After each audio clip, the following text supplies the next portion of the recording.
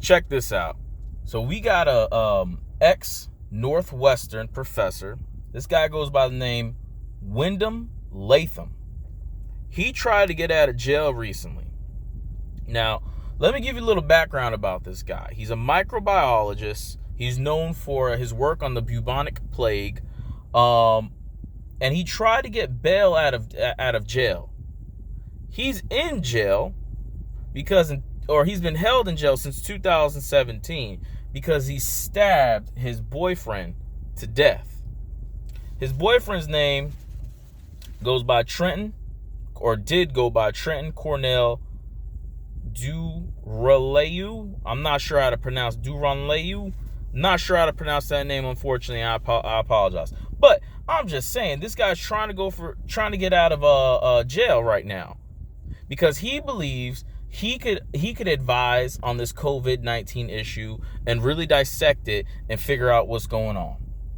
He was denied bail, of course, clearly. But what's interesting was there was another doctor for the University of North Carolina, and he said this guy, Professor Wyndham Latham, would be well suited for the job, pretty much. Now that guy's name is Dr. William Goldman, and he's the chair of microbiology and I can't talk today. Immunology, whatever you want to call it. And he's at the University of Carolina. So my thing is, though, is he right? Is he right for trying to get him out? Can the guy really be productive in this sense? I'm not saying the guy's rehabilitated. I'm not even saying the guy is a good guy in the very least. But what if he can contribute to society in this way and come up with some type of understanding of the vaccine that we're unaware of, something that we don't know? If he can make great contributions. Now, obviously, this doctor is vouching for him, but who knows if this comes from a personal nature as well. I don't know the personal or professional relationship, but professionally, it sounds like they knew each other well enough to know that that this guy Wyndham Latham was a decent enough professor to have some contributions for this COVID-19 shit.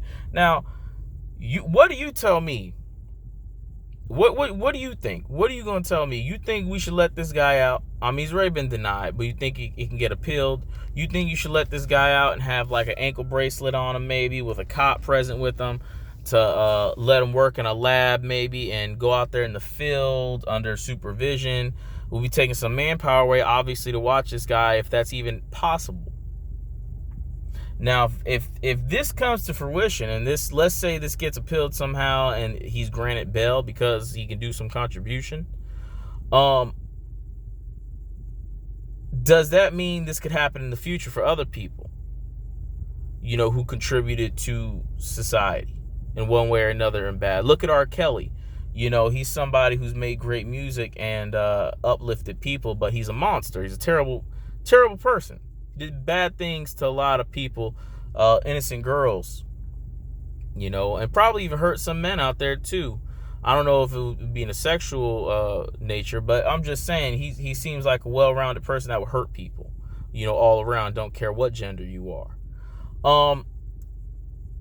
But then also too, you got to question the morality. Do you have a moral obligation as a judge to release someone who potentially can cure, or not cure, but potentially could find out more things about this COVID situation, to let them out? Is that a moral obligation?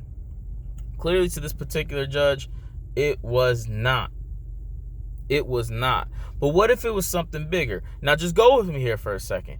What if it was something like he could be the leading expert for the common cold, or AIDS, or some other malaria? What if it was some other ailment that this guy could work on? Would he have been let go then if it was for a virus maybe, or some type of disease that just had a way more high rapid rate of death?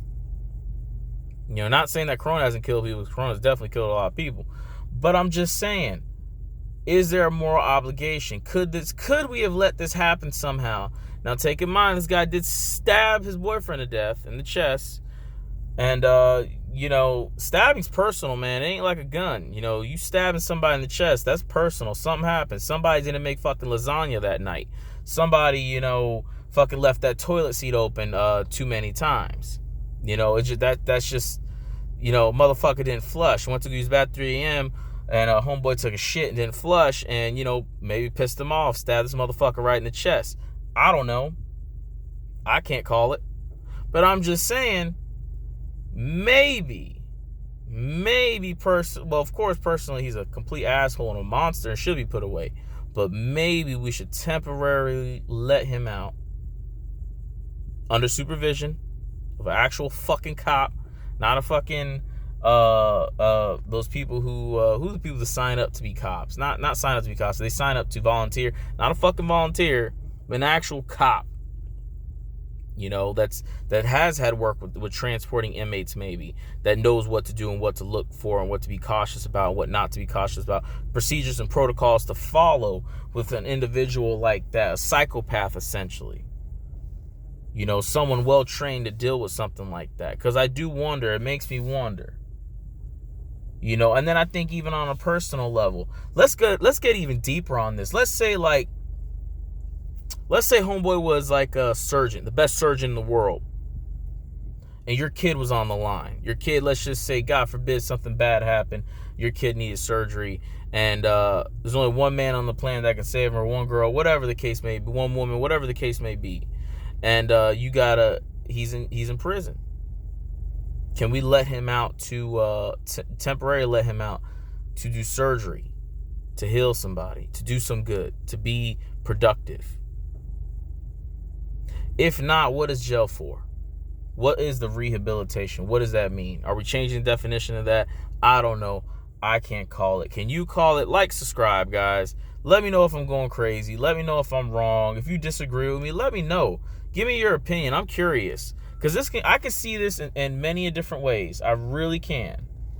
And I'm really curious about people's opinions, though. But all right, guys, I'm out. See ya. Like, subscribe. Bye.